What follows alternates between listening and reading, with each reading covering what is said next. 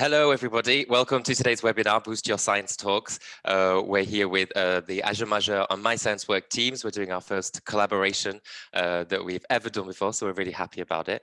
We're going to be talking about science presentations. We've got some really cool guests lined up for you. So we've got Elodie Chabrol, who is International Director of Pint of Science. We have Renaud Pourpre, who is a PhD in biology and science communicator, and he's involved in loads of projects here in France. And we have Adura Banker-Thomas, who is also here with us, and he's a researcher from the London School of Economics, and he's going to talk about his experience with presentations as well. So what we're going to be talking about today mainly is the CEL method. So it's a method that's been developed by Agent Majeur in 3 steps. It's 4 letters, but it's 3 steps. And it's also the subject of a book which we just released, myself and Alexia Yukhnovsky. So she's going to be with us in a moment to talk about that too. But we also have Sally on the line because she normally hosts these webinars. It's a My Science Work webinar, so she's here with us. So can you pop in, Sally? Hello, everybody. So first of all, big thank you to you, James, Alexia, and our panelists. So I hope this will be the first of many webinars we'll be doing together. I will be in the background, and this is a quick reminder to all of you joining in that if you have any questions to our panelists, to direct it in the Q&A section, and we will try to address as many as we can along the way. So Sally's going to stick with us. She's going to be back right in the background doing all the technical stuff. And as she said, she'll be managing the chat as well. So when we have our guests online, she's also going to put some links where you can go and find out more about each of those people and the stuff that they're getting up to.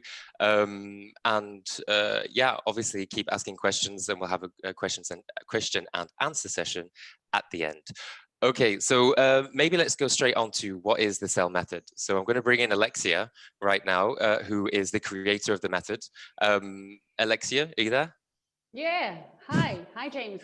Hi. What is the CEL method and how did you come up with it?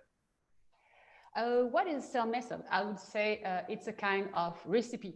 In fact, if you want to prepare a presentation, you have to follow certain steps in a certain order. And that's the recipe we've created in order to prepare a great science talk. So it has 3 steps, as you've just said, but 4 letters.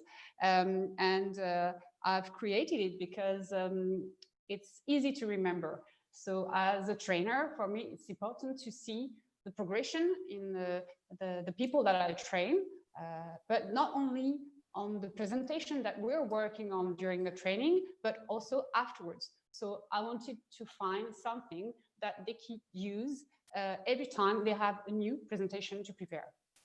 Okay, so the CEL method is a recipe for preparing a presentation that people can take away with them. Maybe you could give us a little bit more information about your experience in science presenting and training. Yeah, in fact, I'm a scientist myself. And 12 years ago, I've created a science communication agency, Agent Majeur. And what we do is that we provide communication services to researchers or research institutes. And in fact, part of that is training researchers on oral communication, on written communication. And as for public speaking itself, we've trained more than 2,500 researchers so far. So I guess science presentation is part of my everyday life, you know. Okay, cool. And just so you know, actually, also is kind of part of mine. I mean, I'm kind of cheating a little bit because I do work in Alexia's company, Agent Majeur, my science communication consultant and trainer as well. So yeah, right. So what we're going to do today is over the next hour, the goal is that we're going to go through the 3 steps of the CEL method. So we're going to go through S, E, and the 2 Ls, and we're going to get a guest in each time to kind of talk about their experience to do with that step as well. So what I'm going to do right now is I'm going to hand over to Alexia, who's going to go through the first step, S, skeleton. Yeah, first of all, I have to tell you what those letters mean. So the S stands for skeleton. So when you start building your presentation, you should start by your skeleton. Then the E stands for envelope. Build your envelope. That is to say the content of your talk and also the materials, the supporting materials that you're going to use. And then the double L's, it's about the delivery. So the life, how to breathe life to your talk. and logistics, because you have to be careful to logistics as well. And to be more precise about the skeleton, so the skeleton, the first step is the message of your presentation that you should build, and also the structure of your presentation, your plan. So when you think about your presentation, you should take into account who you are, of course, what you're working on, but what your objectives are. So what do you want from that presentation? What do you expect? But you also have to take into account your audience. What do they expect from you? What do they have to gain from you? And taking into account your objectives and their expectations, you should try to build that message. And what is the message? It's what your audience should remember from your talk when it's over. And it should be short and it should be precise. And it's very important to take time defining this message, because this is what you want to convey to your audience. So this message is the very first part of the skeleton of your presentation. Then when you have it, you should think about your structure. So which arguments are you going to keep? In which order are you going to use them? And that's going to be your plan. So concerning how to build a plan, well, you can ask you some questions and answer the questions during your talk. A classical plan would be, for example, explaining what you're working on, why you're working on it, how you're working on it, the results that you gained. Okay, this is a classical plan, but there are several other plans that are, let's say, less classical and that work out very well. So there's a lot of thinking about the plan and what is the best plan for the best presentation. For example, for the message, if you're changing your audience, then you should change your message. And that's the same thing for the plan. If you're talking to funding bodies, of course, they are interested in their return on investment. Or if you're talking to the general public, then they're curious about what they can learn from you, or maybe they're worried about something and you can reassure them. If you're talking to fellow scientists, then maybe they want to know what's new in your research and how this can help them doing their own research as well. And so that's why you really have to build a new skeleton every time you have a new presentation with a new audience. So now, in order to talk about this skeleton and this message, we have a first guest. His name is Adura Banke-Thomas, and he's a fellow researcher at the London School of Economics. And I'm very happy to have him today. So hi, Adura. Hello, Alexia. How are you? Thank you so much for having me. Well, thank you for being there. Can you tell us, please, a little bit more about who you are and what you do? Yeah. So yes, my name is Adura Banke-Thomas, but many people simply call me Adura.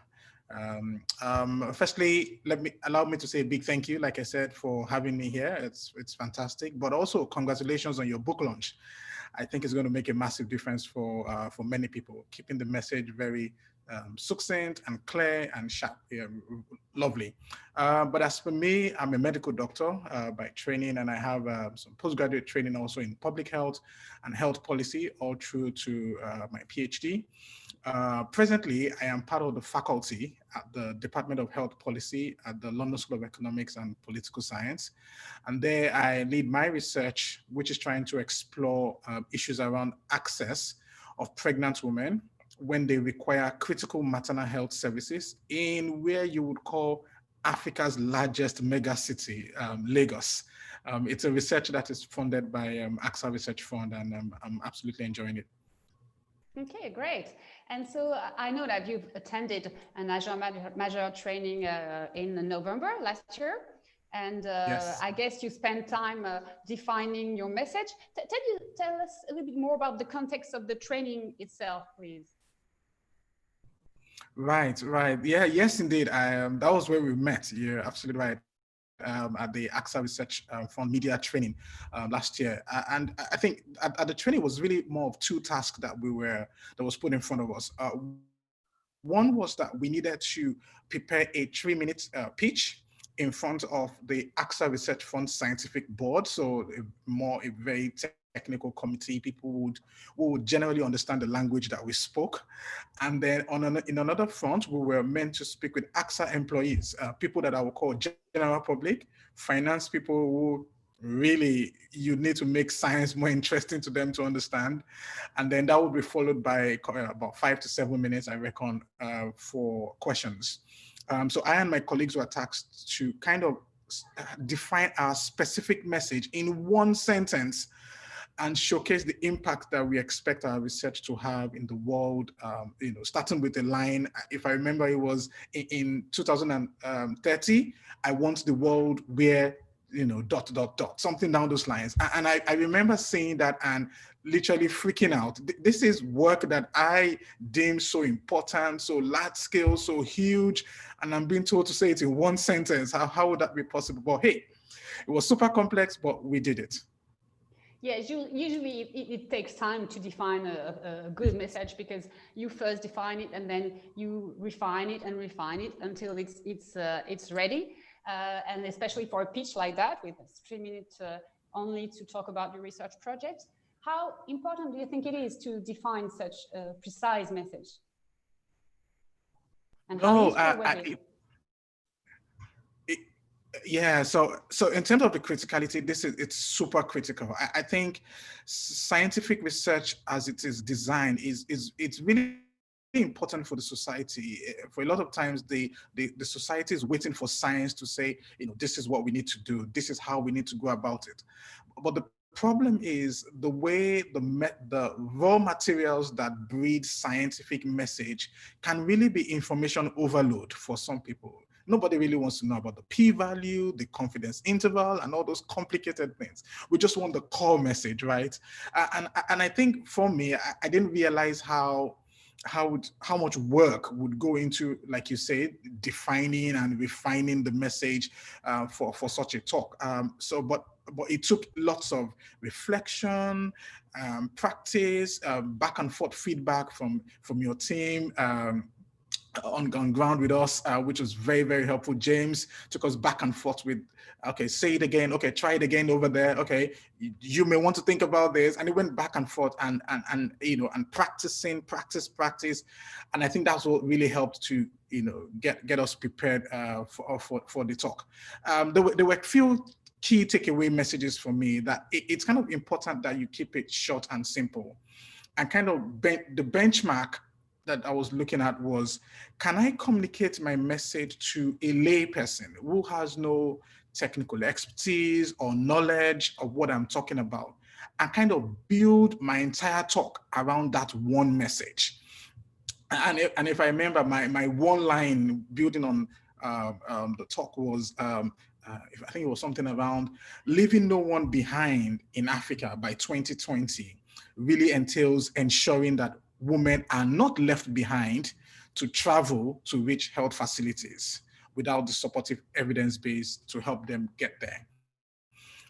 So benchmarking on what the sustainable development goals are and using that to kind of phrase my research was the kind of style that I took. And that really helped. That resonated with the audience, and we kind of took it up from there. Yeah, that's right. We had decided to propose a talk around a pitch where about the world that you would imagine in 2030, because well, your research is so helpful for society that it was a good way to show it and to promote it. Yes. Thank you, Adira. For those of you who want to see Adira's pitch, in the chat below or somewhere, you will find a link to his speech, the video of his speech. And for those of you who are watching us in replay, it should be in the video description, so under this video. So you can watch Adira's speech and see what he's working on, because it is really very interesting. Thank you so much, Adira. Thank you, Alexia. Thank you. Now I will leave the microphone to James, because he will tell us about the second step of the cell method. Brill, thanks you. Thanks, Alexia. Right, so yeah, we're going to go through the second I'm going to share my screen. I have a total of 2 slides to share, but I think it'll be worthwhile. So if we just want to go through a quick recap of what the CEL method is. So we have the 3 steps, the S, E, the L, and the L. These are our little creatures here that help us define the 3 steps. So in the middle, we have E, which is the envelope. And so the envelope is basically everything that you can do to build a body around the skeleton that you have just produced. So you should have your message and a plan at the end of that first section. Once you're ready and you have something, a clear idea of what you want, the message you want to get across, you can do lots of things to try and dress that up, right? So that means a good introduction, a good conclusion, but it also means the things, the techniques and tools that you might use. So for example, you might want to use PowerPoint slides, which by the way are in no way obligatory. Good public speaking doesn't necessarily need PowerPoint slides, but in science often we do because we need to provide evidence with figures and data. But it can be other things. For example, you may see a demonstration, you may see people bring samples in, you may want to infuse a bit of humor. But the other thing as well is about getting it right just for your audience. So as Adjoa said, being aware of the level of knowledge that your audience might have and kind of where you need to put that level of popularization, let's say. But I just kind of wanted to give like one example of what something that might find in the envelope is something that we know is very theoretical, but what happens with the attention of a public, so an audience that you may be speaking to, is that when you first start talking, people's attention will be at their highest, right? So most people in the room will probably be interested, and subconsciously or consciously, they're asking themselves the questions, does this interest me? Do I need to listen to what this person has to say? Is it going to make an impact on my life? And so what generally happens is the attention of a room will then kind of go down, it will kind of trough. So people will kind of, maybe they didn't understand something, maybe they're not that interested, or maybe they're just thinking about what they're going to eat that evening. So what happens is at the end, when you come towards your conclusion, so if you announce your conclusion by saying this is the last slide, in conclusion, in summary, coming to the end, people tend to wake up because they're kind of like, well, I need to see the summary, I need to catch up with what's going on, but it also might be thinking, well, I need to pick up the kids from school, so I need to wake up so they can get out quick. But whatever the situation is, that gives us some really good idea about where we can really make an impact in a presentation. So there's the beginning and at the end where people's attention are at their highest. So that means that at the beginning, it's really good to get a good hook that makes people aware of what your message is and try and make them curious. So I've just got an example here of this gentleman here is called Jeremy Pichon. He did a TEDx talk a couple of years ago. He's actually a father of a family of 4, and the jar that he is holding in his hand is the household waste for the entire family of 4 over the course of an entire year.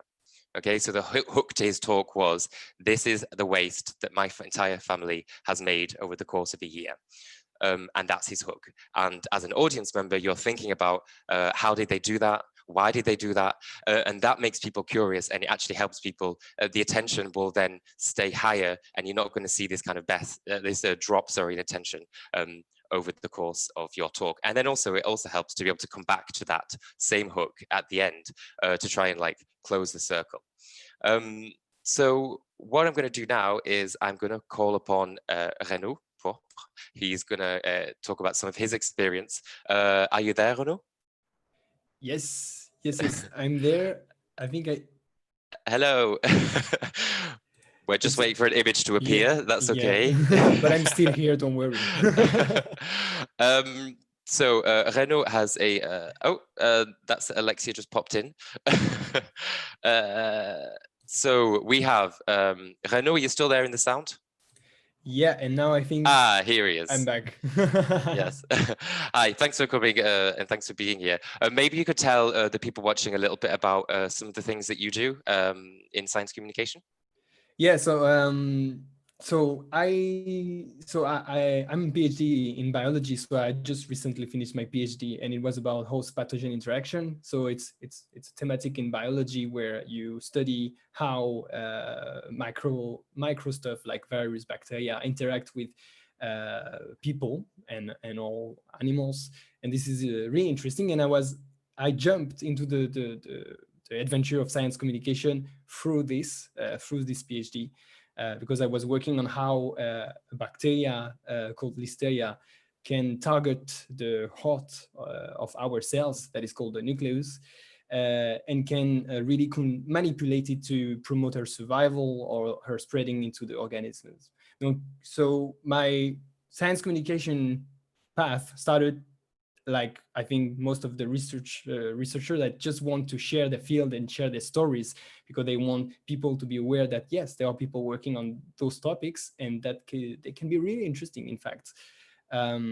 So after the PhD, I decided to keep going with the science communication path. And so I got involved in several projects. Mainly, I liked to produce video or to be a live reporter going. So during the PhD, I was sharing my science, but then I wanted also to share the science of other people. And just by sharing my own science first, I discovered that, yeah, there are tons of research that are really interesting, and someone, if this is not a researcher, has to put a light on it. So that's why I jump into that, yeah. And maybe you could tell us a little bit about some of the associations that you're involved with now. Yeah, that's so I jumped into an association that is called Collectif Conscience. So this is a French association that is mainly located in Paris, but actually this is an association that want to promote any kind of science communication and various projects. So I jumped into this association because I wanted to perform live streaming, and that was not something really common in science. So we decided to build a show that is called Cephalus Live. And what we do in there, it's like we invite people and in science that share their science, and we also talk about science. We do some popularization, and so people can, in the same time, see how people popularize their their science, but also what is the final product of it. And so is there a difference that you see in presenting your own science and other people's science? What's the difference there? You mean by doing it myself? Yeah. When you're communicating other people's research, is there a difference that you find? So the main difference you have to do is like you have to, as said Adura, you have to keep going back and forth to talk with them to make the message clear, because when it's not your own science, you have to talk with the professional about that to refine the message and make sure that this is clear and this is also right. But this is good because you can also, by working with all the people or just testing it with other scientists, you can also see what kind of introduction, as we talked about, can really make it powerful or less efficient, for example. Yeah. So this is. And so you were an Agent Majeur training course a few years ago now. Could you tell us what the context of your talk was? Yeah, so it was the second year of the PhD. And I wanted to start to be on the stage and to talk about the science, not writing it or just really being here connecting with people. So there were this contest called Ma thèse en 180 secondes. So I don't know, 3-minute. My 3-minute thesis, yeah, something like that. And that's a great opportunity for all researchers because it just gives you the challenge to try to compact 3 or 4 years of research into 3 minutes, which is really challenging, but you learn a lot from this challenge. And yeah, I wanted to do it first to have fun, and also because I have something that is less, not to say useful, but applicable as research. This is more fundamental. This is just to better understand how things are going on. There is no application here, but maybe in long term, like 20 or 30 years. And the purpose of it was, the objective was to let people know that this exists and that there are a whole bunch of people working on that and spending the whole days working on those topics. And so kind of sticking on the kind of the envelope and the stage that we're at now, what would you say about the impact of kind of having a good introduction and a conclusion, and how do you kind of apply that now still, ever since you did the my thesis in 3 minutes? Yeah, that's I have to say that this is a key component, I think, in the presentation. This can be really powerful to just connect with the people, because this is also the purpose of it. You're going for example, in this situation, you are going to talk with people that maybe don't know absolutely, that they know absolutely nothing about what you are going to talk about. Maybe they are not interested. They are here just to discover something, like they go to the cinema or the movie. And so, yeah, having something that they can connect with at the beginning is something that then you catch their attention and you try to keep it until the end. And to do that, I think it's a good way to do it is to really focus on who is going to be in front of you. For, if I can give you an example, my presentation was in front of French people that know absolutely nothing about my topic, and my topic talk about a bacteria that live that can infect Contaminate. Thank you. Cheese. So the best way to connect with French people is to talk about cheese, because this is something that they will connect with directly. Yes. So I made it as an introduction, and also I bring it back in the ending, so people can see how you bring them into the story and you keep them until a final talk. Yes, so it's a good hook, introduction and conclusion, but also is aimed specifically at that audience who are no doubt mostly cheese lovers. Yeah. Great. Well, thank you so much for coming today, Renaud. I'm going to get Sally to pop you out there, but you're going to stay with us, right, for some questions at the end? Sure. Cool, thanks. I will see you then. And so everybody who's watching at home or in the YouTube afterwards, Sally's still putting some links on the chat right now. They'll be in the description for the video, so you can see them afterwards. And also, you can ask any questions you'd like for either me or Alexia, any of the guests. Just put them in the chat and we'll keep an eye on them and bring them in at the end. So what I'm going to do now is I'm going to hand over to Alexia, who's going to go on to the third stage, which is the L&L, so life and logistics. And I'm going to ask her to explain to us why we're cheating and why there's a 3 steps but 4 letters. Okay, right. In fact, well, I don't know if you can say we're cheating. There are 3 steps. What are these steps?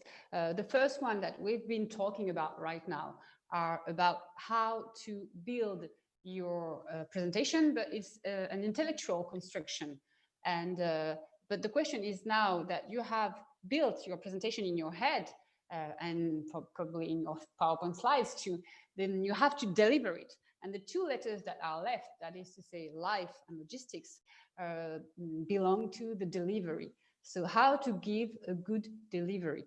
And breathing life, what does that mean? That means talking, of course, with your voice, with your gesture, having eye contact with the audience. It means also physical engagement. So that's all very important to convey your message to your audience. You know, it has to be lively. It's important that people don't get bored, or you don't speak too fast, or you speak loud enough. That's all very important. The second L stands for logistics. And in fact, obviously, you are the speaker, so you are not responsible for logistics. But what I think is that you really should pay attention to logistics. So, for example, the microphone that you're going to use, or the lighting of the room, because you should make sure that your audience can actually see you properly and hear you properly. And in the past, I have seen failures because of just technical problems. For example, a microphone that doesn't work, or for example, somebody who's not in the middle of the stage, but somewhere in the back, in the shadow, and that we cannot see. And of course, it ruins most of your efforts as a speaker for problem that shouldn't occur. So as a speaker, please don't forget to pay attention to logistics as well. So now, talking about life and logistics, I propose to have our third guest coming in. So her name is Elodie Chabrol, and she's the international director of Pint of Science. So hi, Elodie, are you there? Hello, yes, I'm here. Fine. So I guess many people listening have heard about Pint of Science. It's a science festival where researchers can present their work to the general public, but I'm sure you have more things you can say about that Yes, actually, I could go on all day, but I'm going to do short. So Pint of Science is basically a science festival happening in bars. So yeah, exactly. Scientists can present their research to the public really in a relaxed way. The cool thing that people don't often realize is that it's simultaneous. So it's in lots of different countries. This year it was supposed to be in 29 countries. At the same time, and basically every country does the same 3 nights. So it's it's like a giant feast around science during 3 nights everywhere in the world. So not every country, but a lot of continents, and it's really great to have that. And we are also on social media trying to share science the rest of the year. How many attendees do you have usually? So last year, when we actually didn't have COVID-19 to screw our plans, we were in the world 140,000 over 3 nights. Yeah, that's great. That was amazing. It's amazing, and we're trying to really have the same kind of formats and the same type of atmosphere in every country and every city, and it's really great. I see that on social media because I cannot be everywhere, obviously, and it's great because I see the pictures and it looks the same everywhere. It looks, like people looks like they have the same fun everywhere, and it's really important. How much time do you have for a specific talk in a Pint of Science? So it really depends, but usually it's around 20 minutes maximum. We even have shorter talks sometimes, but yeah, usually 20 minutes, I would say. Okay, great. So, so obviously you've watched hundreds, maybe even thousands of speeches of science talks, and I guess you can give us advice on what to do about how to breathe life. So when I'm saying how to breathe life, it's about non-verbal communication, as I mentioned before. So your voice or your gesture. What would you recommend? So I can recommend a lot of things, but I think I have one rule that is like the golden rule. Is to really be yourself. So it's the thing I've seen that was really difficult to watch actually in lots of different talks, is where people force themselves to have a joke because, you know, people told them it was good to be funny, or they force themselves to be very dynamic where they are actually really introverts and they just want to be in a side, in a corner and just talk quietly. So the best is actually to be yourself. Of course, to be the best version of yourself. So trying to be sure you're using, not too many gestures. You know, it's not like avoiding people to listen to you, or trying to be sure you're not using too many parasite words. You know, but it is great to be yourself. So really be the best of yourself. Show your personality. Let your personality shine, like we said just before. It's great because then people can just follow you, and usually it's how they are hooked when you're true to yourself. That's right. And in fact, sometimes when we feel a difference between what we perceive from the speaker and what he or she actually does, we don't feel comfortable as a viewer of the speech. And in fact, it's true, you have to let your personality shine. So if somebody's asking you to do something that you really don't believe in, then don't do it, because you have to be yourself. And that's very important as a speaker, to stay yourself and don't pretend to be somebody else. By the way, have you seen some failures? Because, for example, well, I guess you've seen some talks that were not great, and there are a lot of things to learn from the failures as well. Have you seen some failures that you want to share with us and that could be helpful to us? Yes, so I think I can have like three different examples. The first one is really about logistics. So yeah, you said logistics is about lights, is about where the screen is, where the microphone, and actually sometimes it's good to know in advance what kind of microphone you're going to have, already to know where your hands are going to be. But also one thing I've seen, and actually I've seen it several times, where women presenting and wearing very big earrings with a Madonna microphone, so the microphone that is above your ear and like on your face. And it was just basically banging on the microphone the whole time. And people didn't listen to her. And especially when you have like 3 minutes to pitch your science, when it's very short, you don't have time to be interrupted with technicalities like that. So you need to be sure everything works. And for example, that was really bad. And also another time it was these big bracelets that were super noisy as well. So people basically stop listening to you. They start wondering where this noise comes from, and then they just like focus on it. So it could be really bad, and it could really avoid people to spend a good time with you and actually listen to what you say. So that's something I've seen. Related to my advice before, one thing I've seen is really that was really bad is that people making jokes when they were not supposed to do some, when it's not their personality to do some. So really going against your personality is going very bad usually. And as you said, it feels bad to watch them, because you feel bad for them. You feel like, oh my God, they must have such a bad time right now. So it's actually good to just keep your personality, as I said before. And one thing as well that is very important, it's to learn to bounce back. So basically, if you, for example, you make a joke, you realize no one is laughing, then, pretend it was meant to be like that and just go on. And one thing I've seen that was particularly bad was actually one of my boss's talk when I was still a researcher. And he made a joke, and I think he didn't follow the rules. He didn't really think what his audience was actually, because he made a joke for people over 60, and the audience were people around 30. So basically no one laughed because no one couldn't really understand it. And that was his fault, like to put that kind of joke there. And then after that, his talk, so he had like a 15-minute talk, and the joke was at the very beginning. So then the talk was going too bad to actually worse. And he was just saying all the time, oh, you're not going to laugh at my joke, so I won't do one.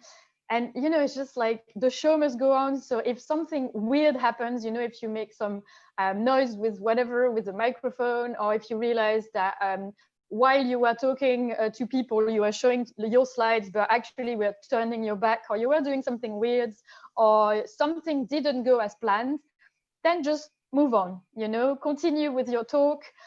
Try to not be too disturbed with that, and try to be sure it's just going on and it's okay, because that happens. Even if you're super well prepared, everything can happen. And the best is actually to ignore it.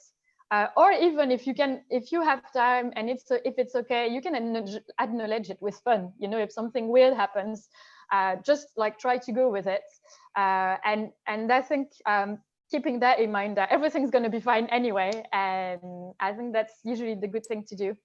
Yeah, you're right. But I may add that for technical problems like the one you talk with the noise on the microphone, I think sometimes it's better to stop. Because, yes, for example, it's just awful when you have a noise like that going on.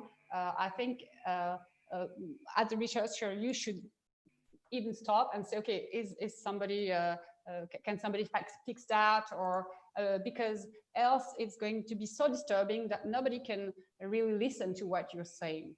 Yes, but obviously, if it's a technical thing that like is bad for you to, you should stop.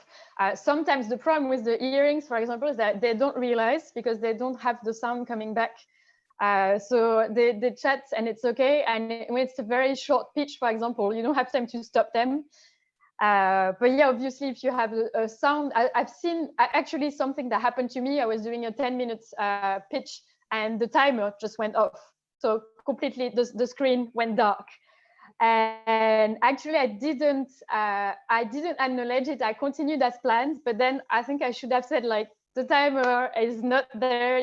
Like show the room while I was getting a bit stressed, because after that people told me, oh, you looked stressed, but in the middle of your talk, it was weird. And then I explained, yeah, the timer just stopped. So I didn't really know what to do. And I think it's good to just say, okay, the timer stopped. It's fine. I'm going to continue and, continue as much as best as you can. basically. Sure, you're right. You can comment and say that something's going wrong and how and explain why you're feeling not so good at that moment.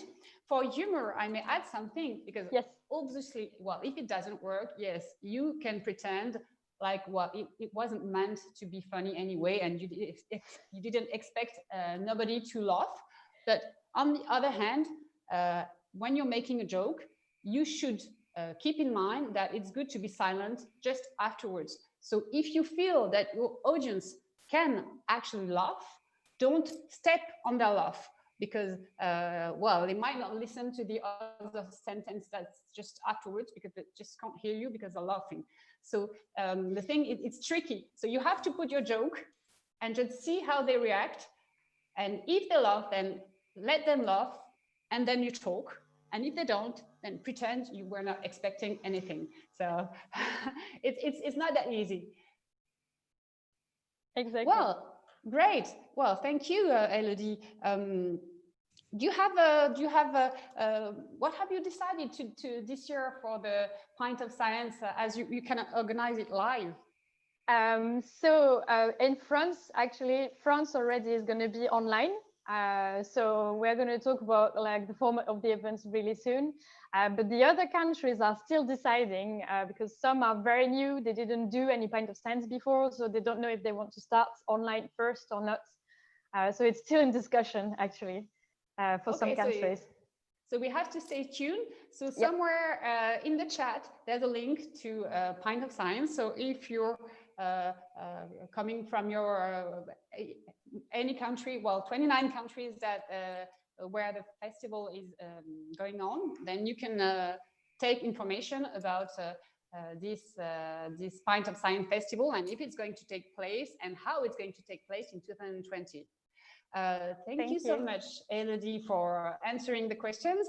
Now, what I propose is that everybody comes back for the Q&A session, and maybe I'll leave the microphone to Sally, who's going to tell us about questions that she may ask. Lovely, great, Alexia. Thank you very much, and thank you to our panelists for their valuable contribution. I hope our attendees joining in today have really learned something. I learned something, so thank you for that. So we have a couple of questions coming in. We will try to address as much as we can. So I'll hop on to the first question. Bruno, this one's for you. Our audience would like to know, how long did it take you to prepare for your 3 minutes speech? So are you talking about only the writing or also the preparation for the show? Because it takes, there is two times to consider. I think it's something, yeah, you have to give it time, and also give it you the time to go out and come back, I think, because this is how you bring new ideas and you reshape it, and you don't overload your brain. I think, I don't know if I can say something like really basic, but you should give it the time. So you have a first version and you try it with people. You try it and you see how people react to this. So this is the first test you can do, and reshape it later. You can do it, I don't know, 2-3 times. And once you feel comfortable with this, you should keep it and be sure. So with the testing, you will make sure that your topic is not full of scientific jargon and understandable.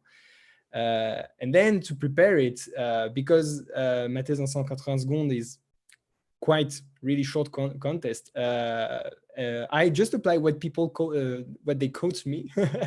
So they tell a good way is to make it really automatic. So you can, for example, train like during 2 weeks, you just repeat it 3 times in the morning and in the evening.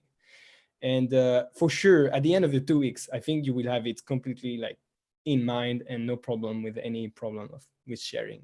But that's a special contest. You in other situation, you don't have to repeat so much, because you can also try to make interaction with people and take more time to see how they react with what you're saying, and bounce on what the reaction you get. If I can just jump in there as well, actually, to respond to that, because I think that there is something about once you rehearse, you may, for example, for a competition or a funding competition, you may rehearse a lot. However, once you started doing presentations and you've got that kind of in the rhythm and you know what your messages are, it gets easier and easier the next times. And so I feel like you need to rehearse less and less because you tend to be saying, as a research project lasts a long time, right? So you tend to be talking about the same project again and again and again. So putting in the work at the beginning also pays off in the long term because it will help you for every presentation that you do after that. That's right. And there's something I want to add to, because of course, we've organized that kind of trainings for many researchers. So usually what we do when we prepare researchers before a pitch, a 3-minute pitch, for example, is that we start the training to minimum of 3 or 4 weeks before the event. So at that time, we don't ask them to prepare anything. At that time, they just come along and listen to us, and then they build a message, they build a structure, and then they have 3 or 4 weeks, you know, until the D-Day. And it's necessary because we're going to see them again, but then they have time also to work on their own at home and to refine their presentation and to rehearse and to ask their friend, their colleagues, what they think about what they've done. So it really takes a lot of time, and you shouldn't start you're working on it just the day before of your pitch. That wouldn't work. Sure. And if I can add one thing as well that I've seen with my 3-minute thesis is that sometimes if you do, for example, so normally you have university final, then you have the semi-finals and then the final. And I've seen with the candidates that actually sometimes not the message, but some parts of the pitch are going to change. So even if you do it and you're happy with it, sometimes you have still comments quite later on. So even during the semi-final and the final, I could see a difference between the candidates, between the pitches. So sometimes it happens as well if you change stuff, like, you know, when you rehearse and do it live, and then you realize, oh, actually, it might sound even better like that. So that happens as well. It's not set, even if it's prepared and you do it once, it might not be set in stone, and it's okay. And can I just add to what you just said, because I think that's very valid. Is that really it's built on you trusting yourself. This is your work ultimately, right? It's what you've written, it's what you've probably lived for.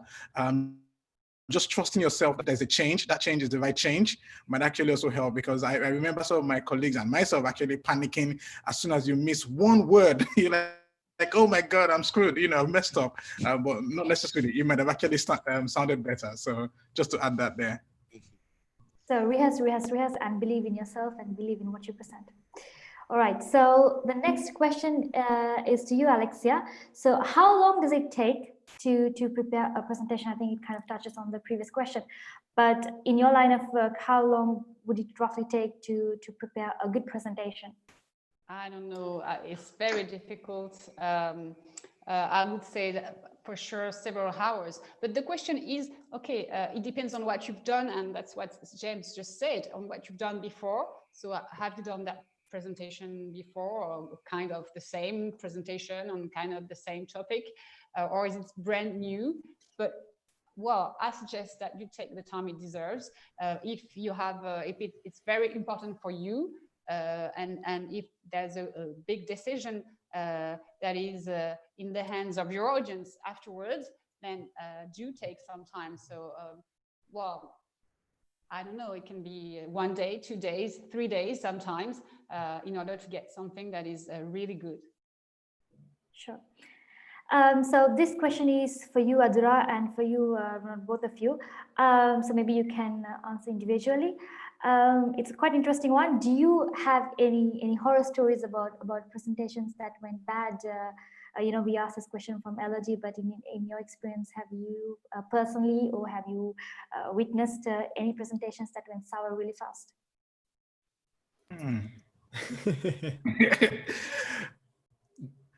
Do you want to go first, Renaud? Like right now, I don't have. I mean, so I think this is a good thing also that we can share. I don't think if you go there, it will end super bad because if, as all the panelists say today, if you're authentic with yourself, you will not stress about what you are going to, who you are going to show. It's like you will be yourself, and you will go on with what you're talking.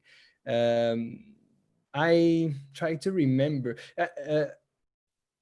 I don't have a specific example, but I know that also the thing I've said, if you tested before with different person, not people working with you, but people working in other field, your parents, your kids, or your friends, whatever, you will have ways to make sure that your talk is not going super bad. And I think you have to remember that people in front of you, they want to learn. They are not here to judge you bad. They are here to share the moment with you. So don't worry too much about that.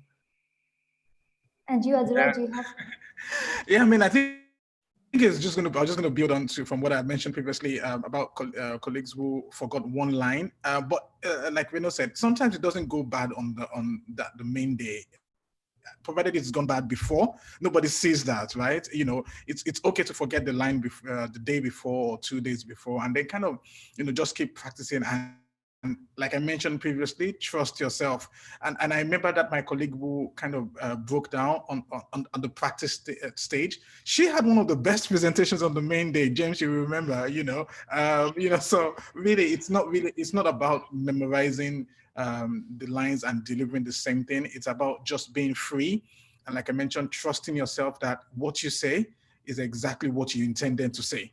Okay, so I think that's what I would say. But let's not go on that stage thinking this is it. I'm going to be slaughtered. No, it's actually going to be fine.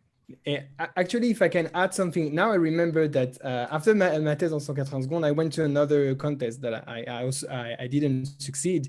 And at that moment, I had a blank in my presentation, one line that I forgot. But it's okay. I mean, I had a kind of burst of stress. And what you have to do is just like take a deep breath, make a pause, make it like this is this is made in the presentation, and go on again. And I mean, people will maybe not notice that it's okay. And if not, you can be sure that sometimes people start to clap and cheer you up, so you can go back to it. Okay, so this is an interesting one. So we have an attendee asking, after the presentation, if you have a question that you don't know how to answer, what is the best way to handle it? Good one. So I will address to all of you. So, can I go on this one? There is one that I think probably everyone heard in science, is to always say, if someone says, "Oh, did you do that?" For example, did you think about, doing that during your PhD, during your project, whatever? The good way to go is always to say, "Oh, this is a good idea, but we didn't have the time, the budget, or whatever." This is like usually a very good way. And sometimes it's actually good ideas and you didn't get them before, so they just ask, "Oh, have you done that?" And you're like, "Whoa, actually I should have done, but thank you."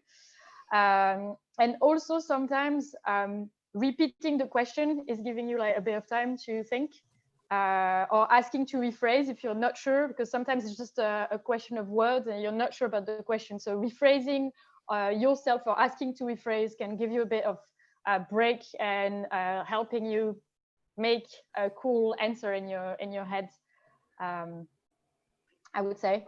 Yeah, Great if I can advice. just jump off that, actually, Elodie, there's actually a technique that we use in some of our courses. It's called bridging. And it's pretty much what you just said. So there's, I think it's A, B, C. So the A is accept the question. That buys you time. B is bridge, come up with a way of connecting it to something that you already know. And then C is I think it's connect maybe as well.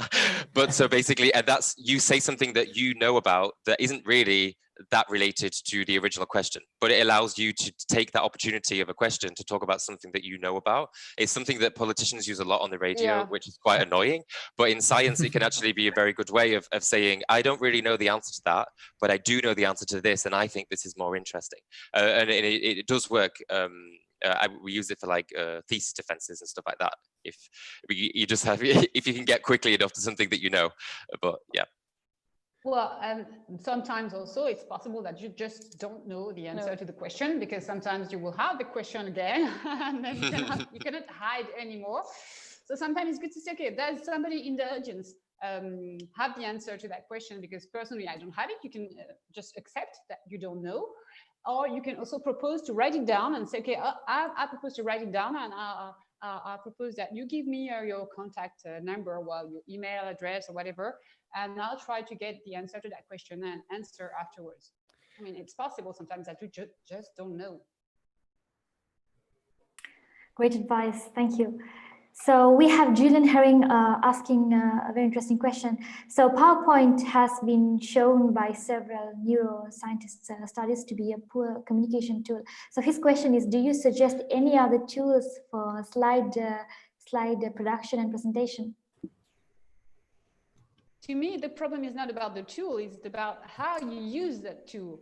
So, I mean, it could be nice to have just a visual, not a lot of text. We have been lucky enough to interview Nancy Duarte. Nancy Duarte is a kind of a goddess of the PowerPoint slides. And what she suggests, she says that when you create your PowerPoint slides, you should make sure that they are understandable in less than, like, say, 3 seconds or something like that. So, and that's very important, because you are the person that your audience should be looking at, and not your slides. So they should be understandable easily. And if they are really complex, if you want to show something complex, well, try to make them as easy as possible, but sometimes you cannot because you want to show something complex. Then try to use an animation so that things come while you're talking, you know, and while you're explaining, the information comes, and you don't put all the information right away so that people get confused. If I can jump off that as well, I think that the important thing about PowerPoint is that it is a tool, right? So it is used as a tool, but it is not necessarily a presentation. Because sometimes people think, oh, I'm going to do my presentation, so I'm going to start making my PowerPoint. Well, actually, your presentation isn't your PowerPoint. Your presentation is you, right? So the most important tool that you have is you, the words that you say, the way you explain yourself, and the way that you express the message that you want to get across. So PowerPoint should not necessarily be relied on. And I personally believe that a good presentation doesn't necessarily need PowerPoint unless, you know, you have things that have to be shown.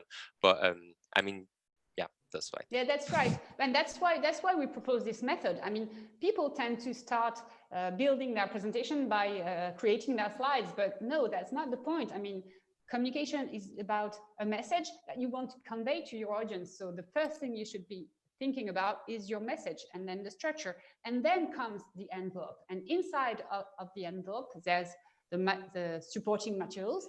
PowerPoint slides can be one of them, but you don't need any supporting materials sometimes.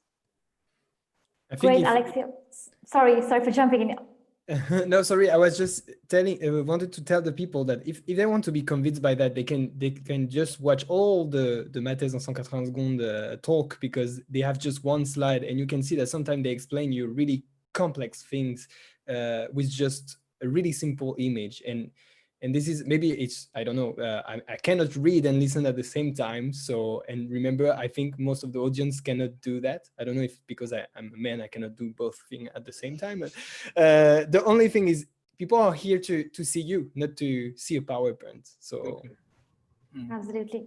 So, Elodie, this one is for you from Santish Kumar. I hope I'm pronouncing your name correctly. So he asks, what am I expecting from my audience during the presentation? What can you expect as a presenter from your audience when you're making the presentation, during the presentation? This is a complicated one. Well, I think it really depends what kind of talk you're doing, what kind of setup you're in. Because, for example, if you're in a Pint of Science talk, you're in a bar, is going to be really different. People are going to be super relaxed. They may interrupt you. While if you're doing a 3-minute thesis, it's going to be very short, and they will clap at the end. So it really depends on the setup, and it's good to, what I would say is good to ask the organizers what kind of talk it's going to be, if people are going to be asking questions or not for you to get ready. I know that, for example, for Pint of Science, we ask the speakers if they want to be interrupted or not, because I know some don't feel really comfortable to be stopped in the middle of a talk. Some are okay, so we ask them. But this one, I don't know if someone can jump in, but it really depends on what type of event you're doing and what type of talk. If you're doing a talk in a huge room, conference room, people might be very quiet and just ask questions at the end. If you're in a smaller room and it's more convivial, you might actually have people jumping in the middle and asking you questions. But that's the format of the event, I would say. All right, thank you, Elodie. So I see that we've just passed the 1 hour mark, but I think there are a couple of questions that's very interesting. So perhaps we can quickly touch on them. But for those of you who have additional questions, I have shared the links to our fellow panelists' social media. So perhaps you can, connect and address them directly there. But I will take maybe 2 more questions and we can perhaps quickly run through them very quickly.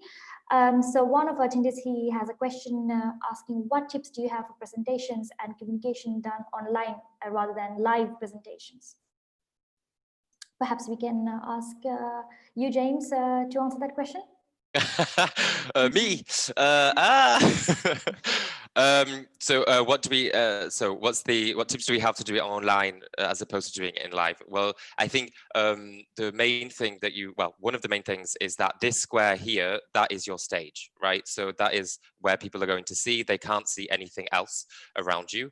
They can't see what's behind you. And also the way that you position yourself within this screen is also to do with similar to how you position yourself on a stage, right? So you can be aware of that. But also, I think it's about knowing the tools. So if you're on Zoom, for example, like right now, like we are, you should know beforehand, right? How to share your screen, how to look at chat if you need to, maybe have someone on hand if you need, for example, Sally here, who's starting out today. So there's, you need to know exactly the technical aspects as well. And so there can be differences, right? So we're on Zoom right now, but there's also, it might be YouTube, it might be Twitch, it might be another like Teams, Microsoft Teams. There's loads of different things. So you should know what you're going to go into before you start, really.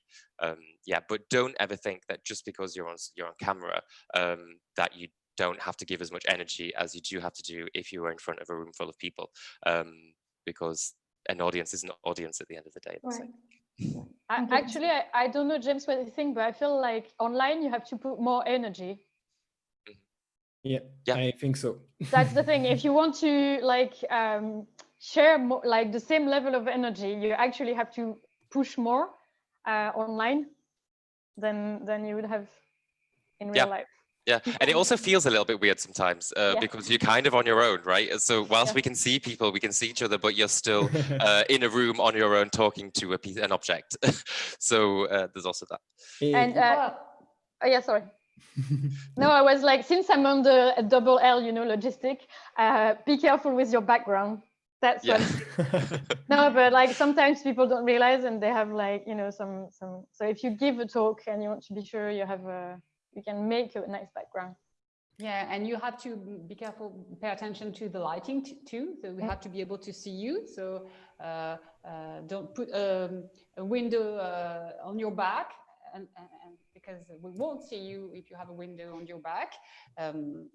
And also try to put your screen in front of your eyes so that you don't look like that and we don't see your nose essentially, and we see your eyes. So you look at the camera, because in fact your audience is just right here. And if I can add something about the interaction and all the things you have said, for example, I think knowing the tools you're working on is really useful also because sometimes such platform like Twitch, people are expecting really a lot of interaction. This is something that you can really work on. And as said Elodie, sometimes you have to put more energy through the screen so the message can go. But you can also think about the tools, the interaction tools you have to replace all this body language that you lose. For example, in our live stream, we are doing survey in live, so we can really create games around the topic we are sharing. trying to challenge their knowledge or challenge their thoughts. This is really something you can develop differently, and using the tools online can maybe shape a bit differently the speech that you are normally in live. Great, thank you very much. So I'm going to hop onto a very important, very personal question from Marlene, and I would like to ask Azra perhaps to address to this question. So Marlene experiences nerves during presentations and also trembling, rather fidgeting hands, and would like to know some advice, some techniques to really handle this sort of nervousness that he experiences during presentations. Yeah, Marlene, so just to start by saying you are not alone in this. Everybody who is here is probably going to tell you that they've experienced the same thing. I guess the only difference is the degree with which we experience it. You know, some people do better, and when you tend to kind of repeat this over and over, it gets better over time. But some people, it's just part of how you start your presentation. A bit of nerves, and then you start. Okay, so first of all, it's not an illness, to start with that.